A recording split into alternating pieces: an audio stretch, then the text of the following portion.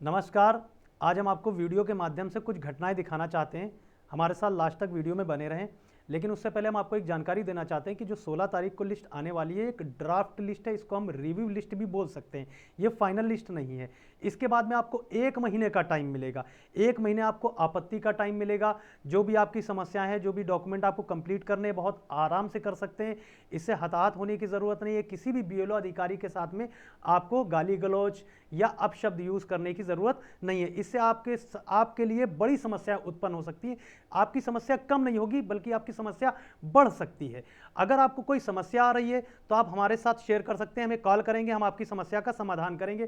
क्योंकि लगभग हमने 20 से 25 जिलों के बीएलओ से बात की, और जो हमारे दर्शक थे वो हमारे पास कॉल कर रहे थे और वो डायरेक्ट हमारी बीएलओ से बात करा रहे थे और उनकी समस्याओं का हमने समाधान किया है। क्योंकि उनसे हमने बात करी और उनका तरीका बताया कि कैसे एप्लीकेशन से फॉर्म को फीड कर सकते हैं। अगर कोई गलती हो गई है फॉर्म फीड करने में तो रीवेरीफाई करने का भी उसमें ऑप्शन है, वो कैसे कर सकते हैं। क्योंकि सभी बीएलओ को ये बात नहीं मालूम है और धीमे धीमे उनको इस चीज़ की जानकारी होती जा रही है। तो अगर कोई समस्या आ रही तो आप हमारे पास कॉल करें और आप अपने बीएलओ का नंबर दें तो हम बात कर लेंगे। आप बीएलओ के पास में जाए, सारी समस्याओं का हम समाधान आपका करेंगे। लेकिन आपको बीएलओ के साथ में कोई भी आपत्तिजनक शब्दों का यूज नहीं करना है, अपशब्द यूज नहीं करने, गाली गलौज नहीं करनी, हाथापाई नहीं करनी है। इससे आपके लिए बड़ी समस्याएं उत्पन्न हो सकती हैं। आप हमारी वीडियो में मैसेज कीजिए, हमारे कमेंट में मैसेज कीजिए, उसमें भी हम आपको जवाब देंगे। हमारे पास आप कॉल कर सकते हैं, हम परमानेंट कॉल सभी की रिसीव कर रहे हैं। कोई भी समस्या हो रही है आप हमसे बात करिए और उसका हम समाधान आपको देंगे। अब आपको समस्याएं कौन सी उत्पन्न हो सकती, कौन कौन सी धाराएं लग सकती हैं, अगर आपसे अनजाने में, जाने अनजाने में अगर गलतियां होती हैं तो कैसी कैसी समस्याएं उत्पन्न हो सकती हैं। इसके बाद में हम दिखाएंगे आपको जो घटनाएं हैं, वो संबंधित घटनाएं भी दिखाएंगे कि ऐसा कैसे लोग कर सकते हैं। तो सबसे पहले यहां पे देखना है कि धाराएं कौन कौन सी लग सकती हैं। 132 धारा सरकारी कर्मचारी पर हमला या बल का प्रयोग करना, उससे संबंधित 2 साल की जेल और जुर्माना, यानी दोनों ही लग सकते हैं। इसके बाद में धारा 224 भी लग सकती है, जिसमें चोट पहुंचाने की धमकी देने की।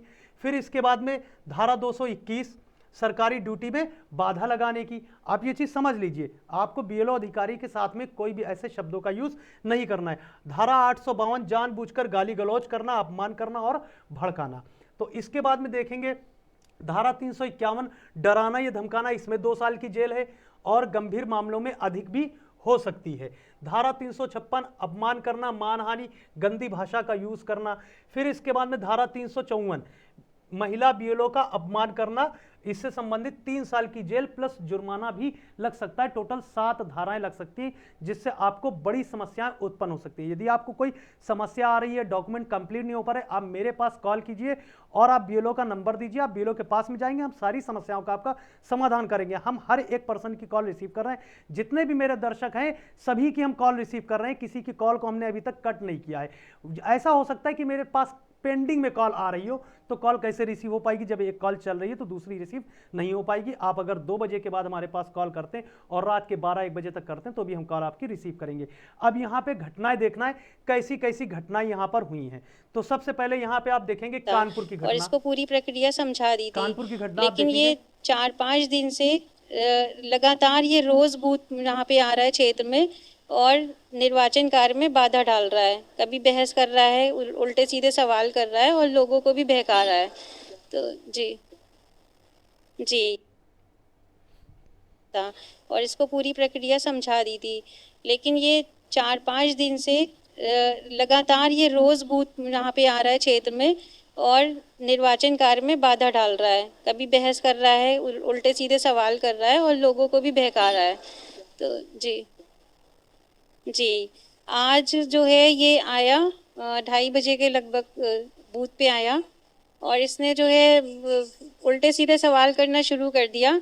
जब मैंने इससे कहा कि भाई आपका काम हो गया है और लोगों का भी बहुत, एसआईआर का काम बहुत महत्वपूर्ण है और बहुत से लोगों का हमें देखना है, अब आप बार बार मत आओ, तो ये मुझे परेशान करने लगा और बहस करने लगा। जब मैंने इसका विरोध किया भाई बहस ना करो, तो इसने फिर जो है गाली गलौज किया, आप शब्द इस्तेमाल करे और लोगों को बहकाने की भी कोशिश करी कि यहाँ पे कोई ऐसा काम नहीं चल रहा है और ये लोग फालतू ऐसे ही बैठे हैं। अब ये नोएडा की है, ये नोएडा में ऐसी सिचुएशन आई है। हाँ इसको अंदर करवाएंगे। बीएलओ को मार रहे हो ना, बीएलए को मारे हो ना, अंदर करवा इसको, अंदर करवा सर, इसको अंदर करवा सर, इसको अंदर करवाओ, रुको मैं करवा रहा हूँ, मैं इसको अंदर करवा, तू मार के दिखा, मार के दिखा। देख रहे ना, ये सब करना बहुत गलत है, ये दंडनीय अपराध है, ऐसा बिल्कुल भी नहीं करना है। कोई समस्या आ रही है तुम्हारे पास कॉल कीजिए। ये रायपुर की घटना देखिए, तो जो है 10 बार सलाम करो, ये 10 बार मेरठ की नमस्ते घटना है। करोगी मेरे घर आके। मैंने कहा भैया ये शब्द आप मत बोलिए, आपका पर्सनल काम है और हमारा ये सरकारी काम है, इसको आराम से हो जाने। मैडम के साथ वो बहुत बदतमीजी से बोल रहे थे, मैं बोली अली मुर्तजा उनका अब इनको देखिए, ये हमको एड्रेस नहीं मिल पाया इनका। देशव्यापी क्षेत्र के हैं। SIR स्पेशल इंटेंसिव रिव्यू मतदाता सूचियों का चल रहा है और लग ऐसा रहा है मानो कि युद्ध चल रहा हो। समझ रहे हैं, ऐसा लग रहा है जैसे युद्ध चल रहा हो। तो ऐसी कंडीशन क्यों आप बना रहे हैं? ऐसा कुछ भी नहीं है, परेशान होने की ज़रूरत नहीं है, 1% भी आपको परेशान होने की ज़रूरत नहीं है। आपकी सारी समस्याओं का समाधान हम देंगे, आप हमारे पास कॉल कीजिए।